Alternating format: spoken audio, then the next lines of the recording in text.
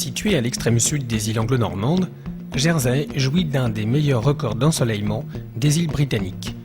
À 22 km des côtes françaises et 160 de la Grande-Bretagne, elle est indépendante depuis plus de 700 ans.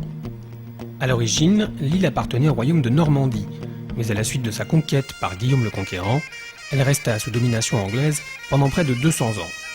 En 1204, la Normandie redevient française et les habitants de Jersey doivent choisir, rester fidèles à la couronne d'Angleterre ou opter pour la Normandie.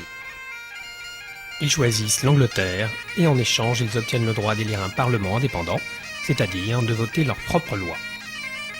Victor Hugo, en exil, y séjourna 3 ans et disait d'elle « J'aime ce climat où l'hiver et l'été s'amortissent, ces fleurs qui ont toujours l'air d'être en avril, ces arbres qui sont normands, ces roches qui sont bretonnes. »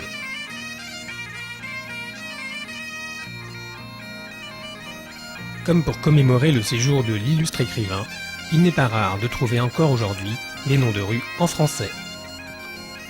L'île compte plus de 72 km de côte qui vont des petits ports de pêche coincés entre les falaises aux plages de sable doré. 116 km² pour seulement 85 000 habitants, mais 10 fois plus de visiteurs chaque année. Saint-Hélier, la capitale, abrite de nombreux établissements financiers. L'exemption des taxes anglaises et des taux d'intérêt privilégiés donnent aux investisseurs une impression de paradis fiscal. Le marché central de Saint-Hélier, abrité par une verrière de l'époque victorienne, est foncièrement représentatif de l'économie de l'île.